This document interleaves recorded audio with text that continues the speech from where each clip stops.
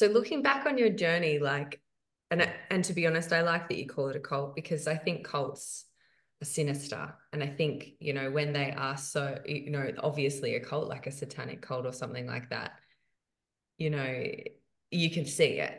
But things like AA and, other different groups out there, when you can't really pick it, I think they're the most dangerous.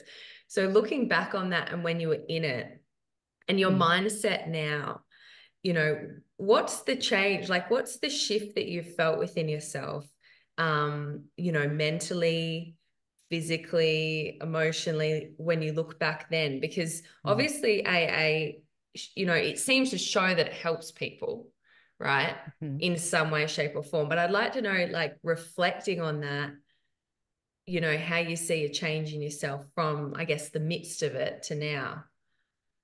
Yeah, so I'll start by saying a pretty bold blank statement, in that there is no such thing as an alcoholic or an addict, and that will blow people's minds because AA creates alcoholics with the ideology that they propagate through their 12 steps, and it's the foundations of this 12-step program is um that alcoholism is a disease that is incurable, fatal, and progressive. That once you have it, you need to go to AA meetings for the rest of your life in order to receive your medication. And that is the biggest lie So it's that had incurable, fatal, fatal and progressive. So progressive. even if you stop drinking, it's still doing push-ups in your head. Like it's like this thing that lives in your mind. That's what you're told. And I believed that because I was like super, super vulnerable. Now, alcoholism is behavior. It's a habit. And any behavior and habit can be changed by just simply making a different, just changing your mind and doing something differently. But when you're told you're powerless, and like for me, it was kind of like a self-fulfilling prophecy because I was brought up in that belief system. It was in my family. Before I had a problem with alcohol before I even started drinking with it because it was the relationship and the way I saw it, and then my understanding of it. Like I hid it, I was hiding it before I even had a problem because I was too scared of being judged because it was so bad. And this is a belief system that is in our culture. And so when you are indoctrinated into this cult and you accept this ideology because you're told that if you don't accept it, you will die. That's literally what they say to you. And you will die. This is it, and think about it this way. If alcoholism was a disease, then you've got a bunch of people walking around diagnosing people without any sort of training, medical training, nothing like that. And that's why AA is being sued multiple times over and over again for wrongful death.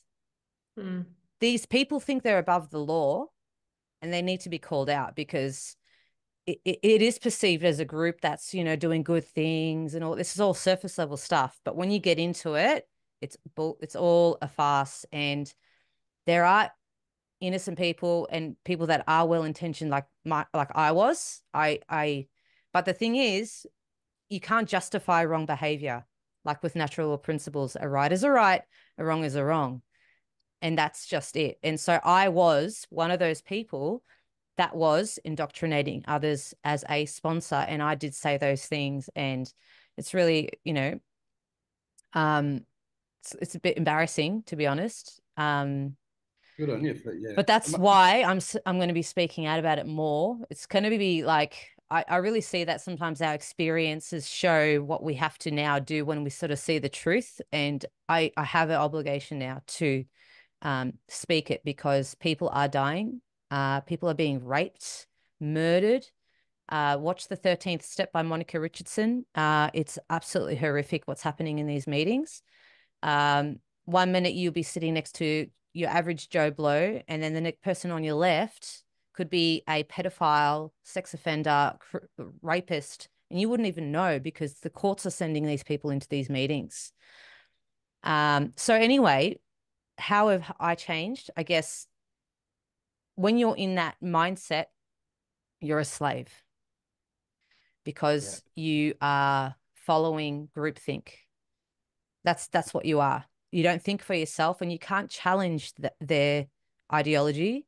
Or like, imagine just walking into a meeting and saying, I've actually don't have a problem with alcohol. Like, I've learned to moderate my drinking. But I like the meetings because they're good for friendship and stuff. And like, if you said something along those lines, you'd get kicked out. Like, there's just no way you could say something like that. So, Wow. yeah, It's you really cannot. rooted though. Like, it's rooted in a victim mentality. But this is a blueprint. You Which I can might see it in the say, Christian revival movement. that's exactly what I'm getting to. I'm But thinking that. This is seriously what I'm can we seeing take here. it this way? Because, okay, this has been the theme going on, and even with the chat that we had with George Cavassalis the other night, maybe we Yeah. can talk about that, Julie. I don't know what your thoughts were on what he said, but that there is an energy. Wait, am I still there? Yeah, you're Yep. totally still here. We're listening There intently. is, for me, there is this force or this energy within the universe. It is a part of us that wants to keep us down as a victim. And it's almost, you're entering into AA, you're told straight away, what were the three things? You're told that. So you're told that you have a incurable, fatal, Incurable. and progressive disease. So that is all victim incurable. So again, we're dealing with a finite here that this thing has complete control over me. I must submit to the group or the cult, right? I'm a And sinner.